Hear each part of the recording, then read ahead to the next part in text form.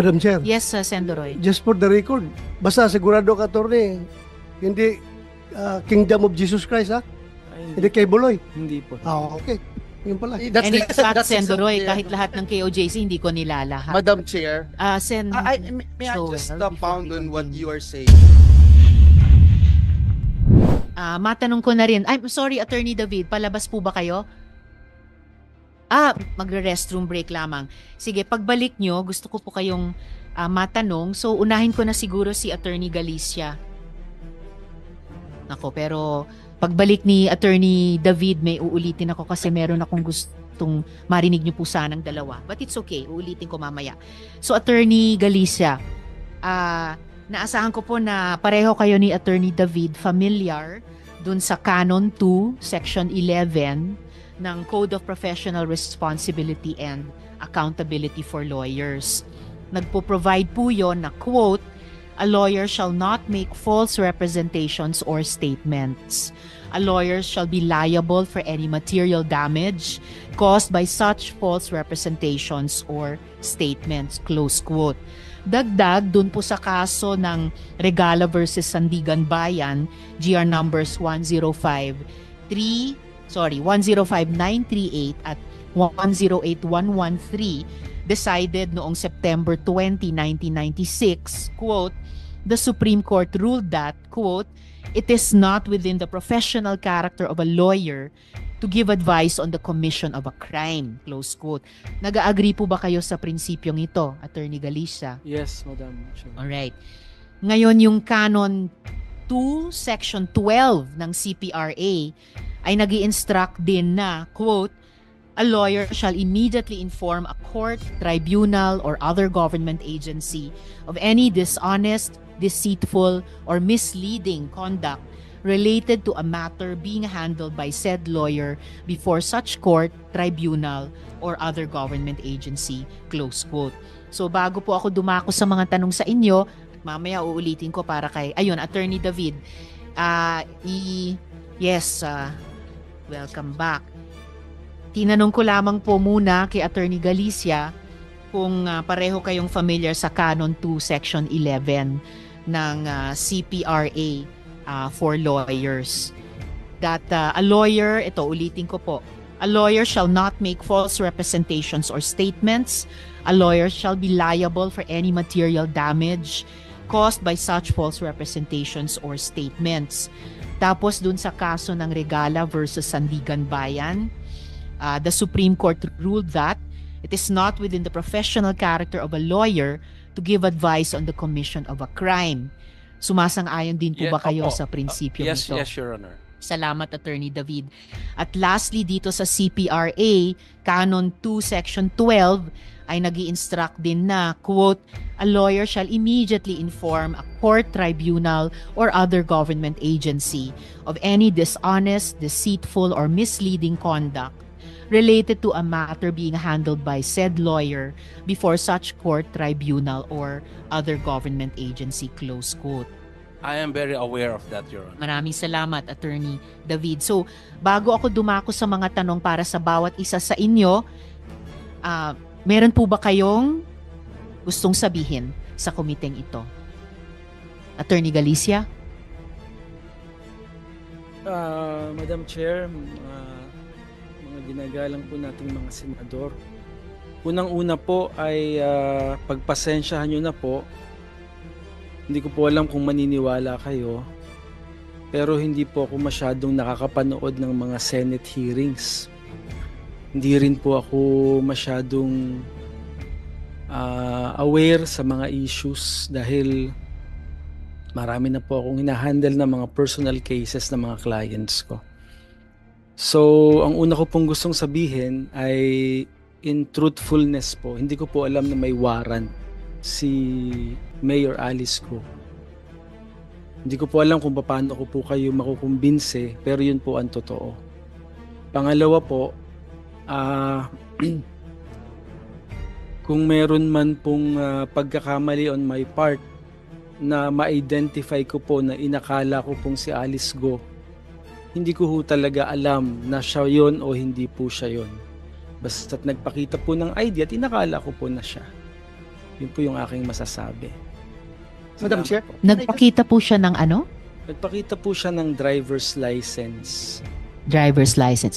Okay, itatanong po namin iyan mamaya konti kung dahil importante po, bago si Sen Joel, importante po yung sinabi nyong hindi nyo alam kung siya yon or hindi siya yon. Dahil seryosong legal service ang ginawa nyo para sa kanya, pagnotaryo sa dokumento. And I suppose, bawat abogadong magnonotaryo ng dokumento ng isang affiant or isang kliyente, kilala yung taong yon na siya talaga yon. So for the record, at babalikan ko po sa tanong ko mamaya. Madam Sen Chair, Joel? just one question po kasi just to be clarified, Attorney Galicia, nakita nyo po, sinasabi nyo, nakita nyo po itong Alice Go na ito na personal na pumunta sa inyong opisina. Is that a correct statement, Your Honor?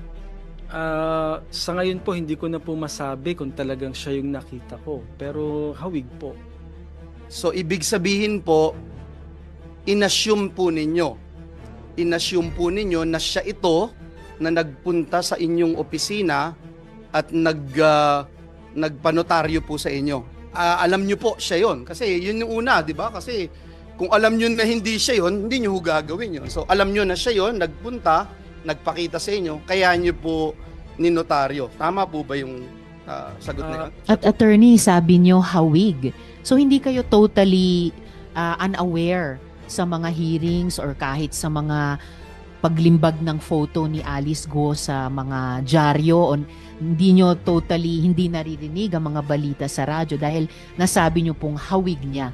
So alam nyo yung pagkakamukha ni Mayor Alice. Nakikita naman po talaga yung itsura ni Mayor Go sa mga dyaryo, sa internet. Nakikita ko naman po talaga. Pero talaga yun lang ang aking perception. Mahirap po yata kasi, attorney, no? Dun muna tayo dun sa araw na August 14.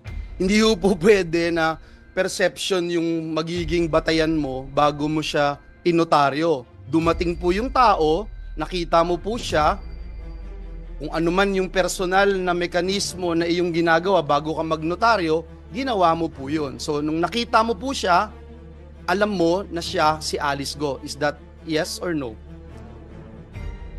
Attorney, bago nyo sagutin, the Chair would like to acknowledge the presence of Sen Grace. Salamat sa pagdalo. Please proceed, Attorney Galicia, sa tanong ni Sen Joel. Tinanong ko po kasi siya Mayor Alice Go, sabi niya sa akin, alis na lang po. Yun po ang sabi niya sa akin. That alone, yun na po yung pinaka fact-checking ninyo bago kayo magnotaryo. Dahil sinabi niyang siya si Alice, okay na? Ganun lang po ba yun?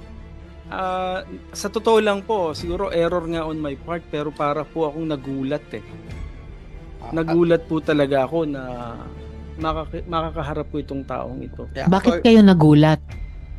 Kasi po, hindi naman po ako yung tipo ng tao na para puntahan po ng ganong klaseng mataas na tao. Yan, itatanong ko sa inyo yan mamaya konti. Wala ho bang nag-utos sa inyo? Basta lang dumating yung pagkakataon na dumating po siya sa inyong lugar, umunta siya at nagpanotaryo, o may tumawag ho sa inyo beforehand na may darating at magpapanotaryo sa inyo. Pwede ho bang banggitin nyo lang sa committee yung pangyayari, attorney? Meron lang pong nagsabi na kakilala na pumunta po ng opisina ko at hinihintay daw po ako para magpanotaryo. Sinong kakilala po yun? Yun pong, ang alam ko pong pangalan niya talaga, Alan. Alan ano po? Hindi ko po alam ang apelyido. Yep. Anong pagkakilala nyo dun sa Alan? Kasama ko po, ang alam ko po, kamiyembro ko po sa isang organisasyon. Aling organisasyon po? Yun pong aking religion. Ano pong religion nyo?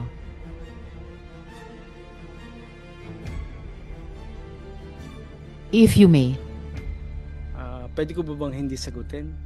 So, kasama nyo po sa isang relihiyon, si Sir Alan. Opo. Pero hindi nyo alam ang kanilang apelyido. Hindi ko po alam ang apelyido. Okay. So base po doon sa pagkakakilala nyo kay Alan, yun po yung dahilan kung bakit nyo in-entertain si Alice doon sa inyong opisina. Ang wala ho talaga akong alam na magpapanotaryo po siya ng kung sino. Ang sabi lang po ay magpapanotaryo daw. At saka kanina po, attorney, tinanong ni Sen Joel yung tungkol nga dun sa pagpapanotaryo nung Alice Guo sa opisina nyo. Pero actually, hindi sa loob ng opisina nyo, di ba? Dun lang siya sa sasakyan niya, yung Opo. Alice di umano na yon. Opo, dun lang. Regular ba kayong ganyang magnotaryo na hindi nyo pinapapasok sa opisina? At saka 7 p.m.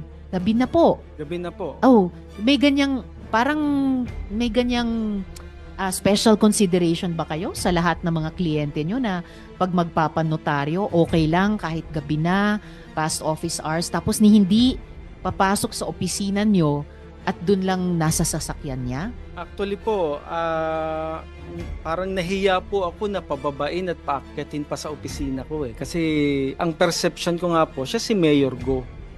Bakit naman kayo mahihiya? Kami pong lahat na nagtatrabaho sa gobyerno, bababa kami sa sasakyan, aakyat sa opisina dahil meron kaming hinihinging serbisyo sa inyo bilang mga profesional.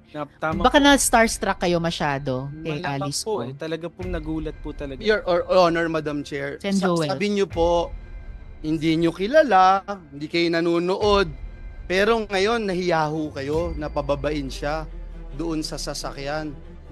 Gabi na ho yun, Attorney Galicia. Attorney Galicia, yung pong inyong ninotaryo nakalagay po doon sa notaryo, Madam Chair, and I hope we can put it into the records of this committee. Ang nakalagay po doon, yung pong mga salitang subscribed and sworn before me. Uulitin ko po, subscribed and sworn before me. Yun po yung nakalagay sa dokumento, Madam Chair. And for the record, nagnotaryo po kayo, Attorney Galicia, na sinasabi nyo hawig kasi at hindi po sworn before you. Parang magkaiba po yun, Attorney. Mag-interject si Sen Sherwin. Actually, sunod na nakalista pagkatapos ng chair sa order of questioning at pinaka-pasensyosong naghintay. Tanong kay Attorney Galicia rin.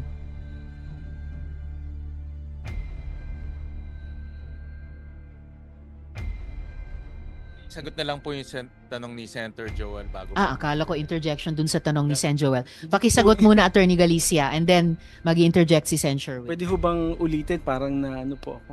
Kasi ho, nakalagay po dun sa Dun sa ano, dokumento nyo, subscribe subscribe and sworn before you. Pero sabi nyo nung una, hindi kayo sigurado at parang kahawig lang. Pero may binanggit din po kayo, kaya kayo nahiyang pababain dahil si Mayor Alice Go nga yun. So which is which? Actually, pareho po eh. Ano ho kasi talaga eh, nagulat po talaga ako sa kanya eh.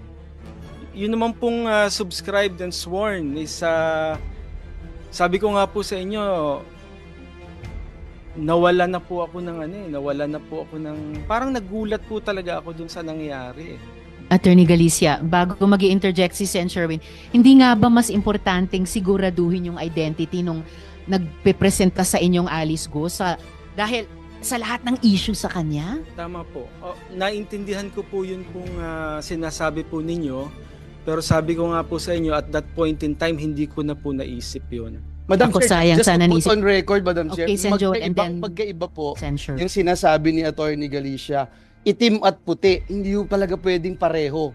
Hindi ho po pwedeng pareho, no? Kaya unfortunately, Attorney Galicia, I would also remind you na in the 18th Congress dito po sa Senado, we passed Republic Act number 11594 na nagtataas ng parusa sa perjury. I just want to put that on record. Thank you. Salamat, Sen Joel. And one last bago si Sen Sherwin, briefly, niretain nyo ba may niretain ba kayong kopya ng ID na pinresent?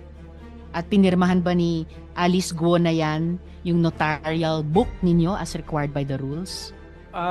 Wala naman pong pinapipirmahan ako na libro para po Hindi ba rules po yun? Pag tiningnan nyo po yun pong form na sinasubmit namin, wala naman dun pong format na nakalagay na kailangang pumirma ang nagpanotaryo. Ido-double check ko po yan, Attorney Galicia. Madam Chair. Could be, and before I call Sen Sherwin and Sen Grace, DOJ, can you speak on that? Hindi nga ba rules na Pag kahit sino pong tao nagpanotaryo, pipirma sa notarial book, May rules Yusek T. Yes, Madam Chair. May rules ng Supreme Court specifically para sa mga notaryo. At naalala ko, meron talagang requirement doon, no? May mga safeguards to. Kasama doon sa safeguard yung evidence of identity, which is the ID, no? Hindi na pwedeng sedula lang, no? Kailangan ID talaga, current ID, government issued, may pirma at may litrato ng may hawak na ID. At bukod doon, isa din sa mga safeguards yung pipirma mismo sa notarial book yung nagpanotaryo. Hanapin namin ngayon yung specific provision at sabihin namin mamaya. Thank you so much, Yusek T. Sen Sherwin and then Sen Grace. Sundan ko lang po yung tanong ni Senator Joel at ni Senator Risa. Nasabi niyo, Attorney Galicia, na may tumawag ho sa inyong isang certain Alan na kasama niyo sa religion niyo ninyo. Hindi niyo rin matandaan kung sino itong Alan na ito. Tama po ba? Anong last name niya? Hindi ko lang po alam ang apelyido niya. Anong oras po siya tumawag sa inyo? Actually po, ang tumawag sa akin, sekretarya ko. Sekretarya niyo ang tumawag Na naghihintay daw po sa law office. Sino ho ang tumawag sa inyo? Si Alan o yung sekretarya? Yung sekretarya ko po. And then, Sen Sherwin, meaning nasa labas na kayo ng opisina noon, then bumalik pa kayo? Oho, kasi bumabalik naman po talaga ako ng opisina. Malapit lang ang bahay ko sa opisina. Okay, salamat, Sen Sherwin. Thank you. And then, si Alan ang tumawag sa inyong sekretary. Ang tumawag sa akin po yung sekretary ko na may naghihintay daw na magpapanotaryo. Si Alan ho, sino tinawagan niya? Tinawagan, wala naman po akong sinabing tinawagan ni Alan. Ang sinasabi sekretary ko po, niyo? Ang sekretaryo ko po ang tumawag Sa inyo. Kanina narinig ko, sabi niyo may tumawag sa inyong Alan. Hindi ho, ang tumawag po sa akin yung sekretarya ko. Sino po ang tinawagan ni Alan? Wala po akong sinabing tinawagan ni Alan. Kanina ho may Alan. Sino ang kausap ni Alan? Ay, baka wala po ako, hindi po kami nagkausap noon. Paano inarrange nung Alan na kayo ay magnonotaryo sa dokumento ni Mayor Alice? Doon lang po sa office ko. Naghihintay po daw siya doon para magpanotaryo. Nag-walk-in po siya? Oo, nagpunta po siya. Okay, thank you, Sen Sherwin. So si Alan nag-walk-in sa inyong opisina at sinabi po sa inyong secretary na ano ho ang sabi sa inyong secretary? Magpapanotaryo daw po siya. Hihintay niya daw po. Siya mismo, hindi si Alice Go? Wala namang pong sinabing Alice Go. Walang sinabing Alice Go. Wala pong sinabing. Siya ang magpapanotaryo. At tumawag sa inyo yung secretary ho ninyo. Anong oras ho tumawag ang inyong secretary sa inyo? Siguro mga ano po yun, mga alas 4 Alas 4 ng hapon. At sabi niya may magpapanotaryo at si Alan ang magpapanotaryo. Tama ho? Yun po ang sabi. Ang sabi ng secretary niyo. Tama? Basta may naghihintay po sa akin na magpapanotaryo daw po si Alan. Yun po Okay. ang sabi. At kahit hindi niyo ho kilala ito dahil ka religion niyo, bumalik ho kayo sa inyong opisina. Kasi normally po talaga bumabalik po ako sa office. Nang ano oras ho yung nung bumalik ho kayo? Depende po kasi nga po, kinukuha ko yung mga files na gagawin ko para sa kinabukasang hearing o kung anumang mga pendings ko. Madalas po talaga ako, bumabalik po talaga ako sa opisina. Okay. At So, hindi niyo na nakita si Alan. Si Alice Guo na ang nakita niyo. Hindi, andun po siya, tinawag niya po. Andun pa si Alan. Tinawag niya po ako eh. Hindi ko naman po lalapitan yun kung hindi ko naman nakita si Alan. So andun pa ho si Alan. Nandun po Okay. siya. And kinuha niyo ho kung anong pangalan niya, anong apelyido niya. Siyempre, bigla nila may walk-in na lang ho Hindi po. doon eh. Dahil nga po, nakilala ko na po siya dati. Pero hindi niyo ho tinanong kung anong apelyido niya. Hindi ko ho normally tinatanong kasi sa amin po marami pong pagkakataon na makikilala mo yung mga kagrupo namin nang hindi mo naman natatanong kung ano apelyido. Ano ang sabi ho ni Alan? Obviously, hindi ho siya nagpanotaryo, diba? Ano ang sabi ho sa inyo? Sabi po, may magpapanotaryo si Mayor. Yun lang ho ang Yun sinabi lang niya. po ang sabi. At nung nakita nyo, narinig ko kay tanong ni Senator Risa, hiningi nyo yung ID. Binigay niyo po yung ID. anong Driver's license po yun. Meron ho kayong photocopy ng ID na yon? Meron po, nandun po, kasama po dun sa dokumentong ninotaryo ko. Kasama doon. Pero hindi nyo ho pinaperma si Alice Guo doon po sa libro. Hindi ko po napapirma sa libro kasi ang alam ko po talaga sa form na sinasubmit ko sa notarial section, wala naman po dong form portion na kailangang papirmahin po yung nagpapanotaryo. Dala nyo ba yung Xerox copy ng ID ni Alice Guo? Wala po akong dala eh. Pwede nyo ba hong sabihin sa inyong secretary na picturean at padala ho dito? Para para po Sige makita ho natin Sige, ngayon. papadala ko po. Oo. Madam Salamat sa Sen. Sherwin. Bago ko ibigay kay Sen. Doroy, if you could begin to walk us through that meeting. Si Alice Guo ba ang mismong nag-abot sa inyo ng mga dokumentong panonotaryo niya? Si Alan po ang nagbigay sa akin nun. Okay, so yung Alice Guo nandun sa sasakyan, binigay niya yung dokumento kay Alan, binigay nung Alan sa inyo. Okay, and then, so paano nakapanumpa yung Alice Guo? Hindi na po siya nanumpa sa akin. Sir, attorney, lahat po kami, pag magpapanotaryo, kailangan po kaming manunumpa. So, hindi na nga po siya pumirma sa notarial book, hindi pa siya nakapanumpa. Okay, pagkatapos inabot nung Alan sa inyo, yung mga dokumento, pumasok kayo sa opisina nyo para inotaryo, tama po? And then, lumabas kayo ulit para ibigay sa kanya yung notaryadong dokumento na. Tama po. Hindi na po ako bumaba kasi may mga ginawa na po ako dun sa office ko. Hindi ko na po alam kung anong nangyari. So, paanong nakarating mula sa inyo dun sa Alice Guo? Yung Kinuha notarized po ni document? Alan. Yung Alan ang sumama sa inyong umakyat sa Umakyat opisina. ako. Siya na po yung nagbaba nito at you presume ibinigay dun sa Alice Guo. Patawag natin po. si Alan. Yes, madam. Yes, Sen. Grace, we will do that. Just, mimisteryoso ako, parang masyado namang alagang-alaga nyo yung Alice Guo na iyan. Hindi naman just po. to see. Wala po akong ganong intention. Wala Okay, po well, talaga. intention is one thing, pero ngayon pa lang parang may dalawang lapses na, yung di pagpirma sa notarial book and then yung hindi pagpapanumpa. So, sorry. Madam Chair, just to put on record lang. Oo, Nilagay then I'll po- call Sen. Grace nga pala and then Sen. Doroy. Yeah, nakalagay lang po, just to put on record, doon po sa dokumento, subscribe and sworn before me. Tapos binanggit po ng ating attorney resource person na hindi po nanumpa sa kanya. Just for the record. Yes, salamat Sen. Joel. So, just before I call Sen. Grace and Sen. Doroy, during this hearing, Attorney Galicia, mukhang importante talagang tanungin kung ano yung sinasabi niyo yung relihiyon nyo. Kasi it's just a matter of fact. Tapos yung apelyido ni Alan, baka pwede nyo ring ipatanong sa secretary nyo kasabay nung pagpapadala ng kopya nung driver's license nung Alice Guo na hiningi ni Sen. Sherwin, yung apelyido din nung Alan. So, Sen. Grace and then Sen. Doroy. Thank you. First up, before I begin my questions, comments lang. Sa DOJ, kung katulad nito, nakita natin na may lapses yung ating notaryo, no? Parang hindi niya ginagawa yung tamang proseso para mag-verifika. Ano ba ang penalty dyan? Nakakancel ba yung pagka-notary niya o abogado pa naman?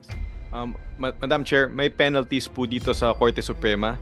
Maaari po siyang ma-subject to administrative case sa Supreme Court na isa na sa mga paksa ng kaso na yun ay ang pagkansela ng kanyang notarial register, but bukod doon, maaari din siyang humarap sa disciplinary proceedings. Kasi medyo mabigat po ang responsibilidad ng notaryo, lalong-lalo na alam na nga yung mga issues na nangyayari, pero ang dami pa rin hindi nasunod na proseso. Dinig na dinig ko sinabi ni Atty. Galicia kanina na tinawagan siya ng certain Alan. Tapos ngayon, nung sinabi na niya ngayon na dinay na niya na hindi niya alam yung last name ng Alan na tumawag sa kanya, nagbago ng statement niya na ang tumawag doon sa kanya, sekretary niya.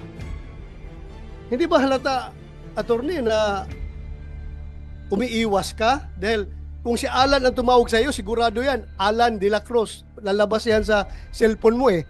Hindi ka man mag-punbok ng first name lang, may plus name yan, Alan de la Cruz.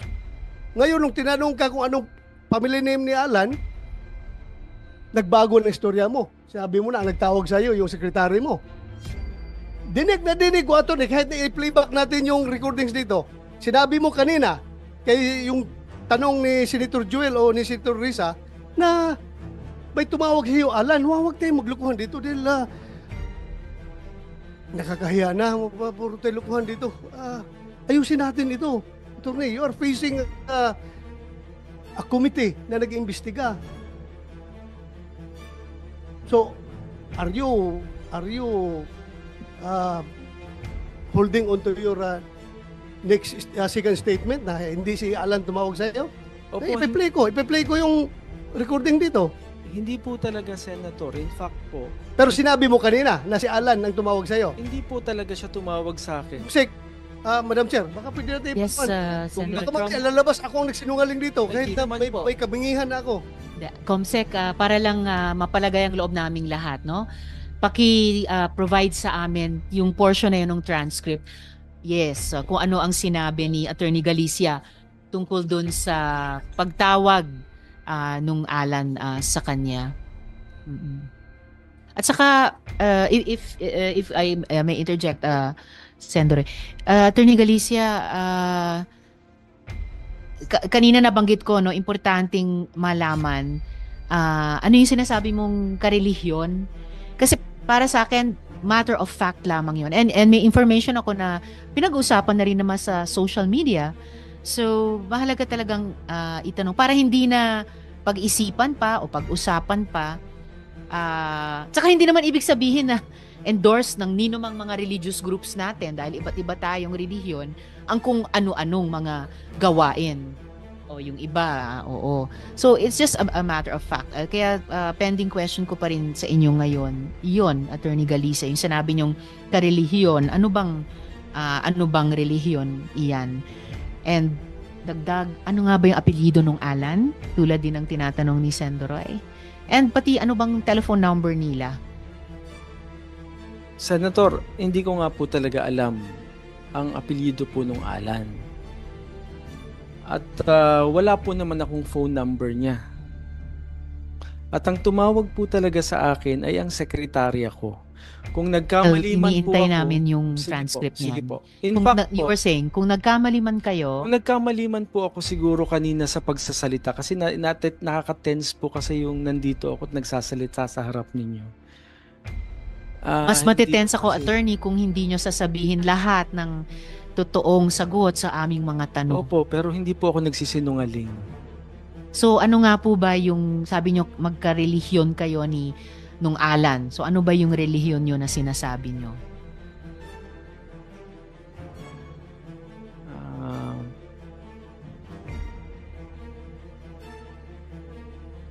Or kung gusto nyong isulat na lang sa chair and then isasabihin ko sa mga kasamahan ko or babasahin ko ba? I mean, ako, katoliko ako. Pag ako nagkasalanan or kung gumawa ako ng krimen, hindi yun sinasang-ayunan ng simbahan at Santo Papa. Madam Chair, Yes, Sendoroy. just for the record, basta sigurado ka, Atty. Hindi Kingdom of Jesus Christ, ha? ay, Hindi kay Buloy. hindi po. Okay. Yun pala. And in fact, Sendoroy, kahit lahat ng KOJC, hindi ko nilalahat. Madam Chair, Sen, may I Joel, just before pound we on what continue. you are saying? Kasi Attorney Galicia, baka kasi akalain ng lahat, kahit banggitin na po, lalo ngayon na parang nagkaroon ng lal bago banggitin yung relihiyon, wala akong kinalaman yung relihiyon na sa anumang gagawin po natin dahil sariling desisyon po natin yon. Ngayon, pag hindi nyo po sinabi rin, yun ang magiging dating kasi sa taong bayan na parang pag ganito yung relihiyon, ganito yung gagawin. Hindi po ganon. Kaya paulit-ulit po nating sinasabi yun, walang kinalaman ng anumang paniniwala o relihiyon dito dahil sa huli, ang bawat desisyon na gagawin natin, the decision we make dictates the life we live. So, yun po yun, no? Tayo yung nagdidesisyon sa bawat desisyon natin. Walang kinalaman yung relihiyon. Salamat, Madam Chair. salamat, Sen Joel. Attorney Galicia, familiar po ba kayo sa Diaryo Arangkada? May Opo. role ba kayo doon? Meron po. Okay, so familiar. Ano pong role nyo doon sa Dyaryo Ako po Arangkada? yung publisher nun. Okay, publisher. So, parte po talaga kayo sa Dyaryo. So, bakit yung sinasabi na di kayo updated sa balita? Hindi ba Arangkada dapat up to date? Hindi ba kino-cover ng Dyaryo Arangkada itong mga pagdinig namin tungkol kay Alice In-expect ko Guo? na po na yun po ay sasabihin po ninyo. Yes. Pero sabi ko nga po sa inyo, I'm just trying to be truthful po sa pagsasalita ko dito. Pero sa totoo lang po, hindi ko po talaga alam na may warrant of arrest siya. Hindi ko alam kung maniniwala kayo sa akin, pero yun po ang totoo. Well, mahirap po sa publisher ng Dyaryo Arangkada. Kung Dyaryo Atrasado, maniniwala ako na hindi nyo alam na may warrant of arrest po sila. Attorney, lumaki daw si Alice Guo sa farm at nakatira sa Tarlac. Bakit kaya sa Bulacan pa po siya nagpanotaryo? Yan po. Alam ko po, tatanungin nyo rin po yan at ang sagot ko po ay hindi ko po alam. Sa lahat naman ng notaryo sa Bulacan, bakit kayo pa po ang pinili niya? No? Hindi ko rin po masasagot. Kung Ah, personal tinanong nyo ba siya kung sino nag-rekomenda sa kanya sa inyo para maging notaryo niya? wala po akong natanong na ganun eh. Ang sabi niya lang po sa akin, alis na lang po, salamat po attorney at wala na pong gustong tumulong sa akin. Parang, I wish that were true, pero hindi totoo eh. Mukhang maraming tumutulong na makatakas at kung ano-ano pa, makagawa ng mga akusasyon laban sa kanya na di umano ay kanyang ginawa at dahan-dahan ay nagsasurface po kami ng mga ebidensya dito sa aming mga pagdinig. So, sinasabi nyo po, lahat ito coincidence lang na dinami-dami ng mga abogado at notaryo sa Pilipinas na kayo ang napili ni Alice Guo na maging notaryo sa kanya. Siguro po, Senator. Madam Chair, Yes, sir. hindi ko Senator kaya Bell. dahil Attorney Galicia, dahil alam ni Alice Guo na magnonotaryo kayo sa kanya kahit hindi nyo siya kilala, magnonotaryo kayo sa kanya na subscribe and sworn before me kahit hindi siya nakaharap, kaya po siya lumapit sa inyo? Hindi ko kaya ganon? Hindi ko po yan alam, Senator. Pero siguro yun po yung dahilan. Ako, naniniwala po ako, yun po yung dahilan. Kasi sabi nyo kanina, hindi nyo po siya kilala, pero kung hindi nyo po kilala, di dapat mas lalo kayong naging mas maingat dahil gusto nyong malaman yung katotohanan dahil hindi nyo po siya kilala. But then again, hindi nyo po siya pinababa, nasa sasakyan po siya, hindi nyo po siya pinasumpa, hindi nyo po siya pinaglag doon sa inyong logbook at binigyan nyo siya ng special treatment, kumbaga attorney. Kaya para sabihin po na usual lang po, hindi po usual yung nangyari po dahil hindi nyo po ginagawa ito lagi-lagi doon po sa inyong opisina. Thank you, Madam Chair. Salamat, Sen Joel. At Attorney Galicia, may isa pang bagay na may misteryosohan ako tungkol sa pagpapanotaryong ito. Ayon sa isang interview sa isang opisyal, sinabi mo na hindi nyo siningil si Alice Guo para sa ibinigay nyong serbisyo. Ano po yung dahilan na inilibre nyo siya? Hindi ko po siya intentional na nilibre. Hindi ko na lang ho siya talaga nasingil. Paano po nangyayari yun? Naku sir, ang mga abogado, mga profesional, masinop, di ba? Ayan, may mga nagwo-walk out na po at hindi na nakakayanan. Paano po nangyari na nalibre po ninyo siya? Meron po bang sumagot na sa pagbayad sa pagpapanotaryo? Wala naman pong bayad talaga. Wala. Paano po magsusurvive ang bawat firm or opisina ng mga abogado o notaryo kung hindi po masinop? No? Kahit sa ganitong Marami po ako actually nanonotaryong wala namang bayad. Okay, pero dito kami pinaka-interesado sa taong ito na ninotaryohan nyo ang mga dokumento na hindi nyo pinasumpa, hindi nyo pinapirma sa notarial book, hindi nyo pinababa sa kanyang sasakyan para umakyat sa opisina nyo at nalibre nyo pa sa huli. At inuulit ko po, Attorney Galicia, yung hiling ni Sen Grace, hinihiling na rin po ng chair, paki-submit in writing, kahit sa COMSEC namin, yung inyong sinasabing relihiyon, na magkarelihiyon kayo ni Alan. Tungkol pa rin sa notarization ni Attorney Galicia, USEC-T, ano po yung mga epekto nitong parang irregular na notarization sa mga filings ni Alice Guo? Ang interest ko dyan, ibig sabihin ba mas bibilis ang pag-andar ng mga kaso? May hearing po tayo mamayang hapon para sa preliminary investigation. 2 p.m. ang schedule. Isa sa mga pag-uusapan na doon sa hearing na to ay ang status ng motion to reopen case with motion to admit counter affidavit ni Alice Guo. Ipapaubayan na lang namin sa prosecution panel kung ano magiging pasya nila dito. Pero para sa akin, matimbang tong mga nabunyag dito ngayon, ano, na may problema tayo sa pagnotaryo ng counter affidavit ni Alice Guo, at bukod doon galing sa kapatid niya mismo na kasama si Mayor Alice na lumabas ng bansa. Salamat, Yusek T. Nako, 2:00 pala yun. I hope hindi nyo kailangang puntahan yon kasi okay, malapit na po kayong mahuli kung sakali.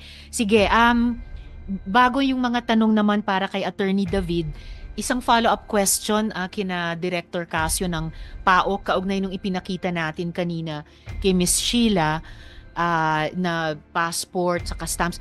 Na-confirm nyo po ba ng PAOK na sina Alice at Sheila Guo ay talagang pumasok sa Kuala Lumpur noong July 18 mula sa Denpasar? Kasi ang tatak dun sa passport niya ay Sabah. So paano posibleng nasa dalawang parehong lugar sila sa Malaysia, KL at saka Sabah sa parehong araw na July 18? I am also caught unaware as to how that happened, Madam Chair. In fact, when you showed the picture, I had to confirm with my counterparts in Malaysia, and they stand by their statement that she was in Kuala Lumpur, July 18, 12:10 or thereabouts in the morning, coming from Denpasar, Bali. So, ayon sa Malaysian Immigration Authorities, 12:10 ng madaling araw, nasa KL. I am not quite sure about the specific time, but she arrived in Kuala Lumpur from Denpasar, Bali, early morning of 18. Early morning of 18 from Denpasar, Bali. And yung stamp nung pagdating niya di umano sa Sabah ay ibang oras? I was not able to take a look at the document, Madam Chair. Okay. But then again, my colleague, my counterpart in Malaysia is insisting that she presented herself in Kuala Lumpur, July 18. Okay, so kailangan nating at least dalawang bagay, siguruhin anong oras siya di umano dumating sa Sabah. And pangalawa, kung parehong oras na nasa KL siya or masyadong magkalapit na oras, bukod sa pagtatanong kanina sa NBI kung may doppelganger or look-alike si Alice Guo, don't tell me, itatanungin pa natin kung may look-alike o doppelganger si Miss Sheila. So, mga tanong naman kay Attorney David. Attorney, sa mga statements nyo sa media, binanggit nyo na nag-exchange kayo ng mga recent calls at maraming recent calls kay Alice Guo. Saan po kayo nagtatawagan? Sa internet, iba-iba. Sa internet. So, pero sa mga internet calls iyon, may area code po ba na number ng ginagamit niya? Wala po eh. Wala. So, hindi ko maitatanong kung mula sa Pilipinas ba siya tumatawag na +63 ang country code. Merong ibang identifying numbers po ba dun sa internet calls nila sa inyo? Pwede mo ma-check para sigurado? Paki-check. Actually, it's good you ask that kasi itatanong ko talaga kung una, sino ang provider? Globe Smart dito? Sino po ba ang internet service provider dun sa internet calls nyo ni Mayor Alice? Yes, wala pong number. Walang identifying numbers. Sinong ISP nyo para dun sa internet calls? Ano po yung ISP? Internet service provider. Sinong internet service provider ninyo sa calls na yun? Globe po ako eh. Globe po kayo. Alright. At may proof po kayo sa mga alleged calls na ito at handa ba kayong isubmit yung mga calls na ito sa komite?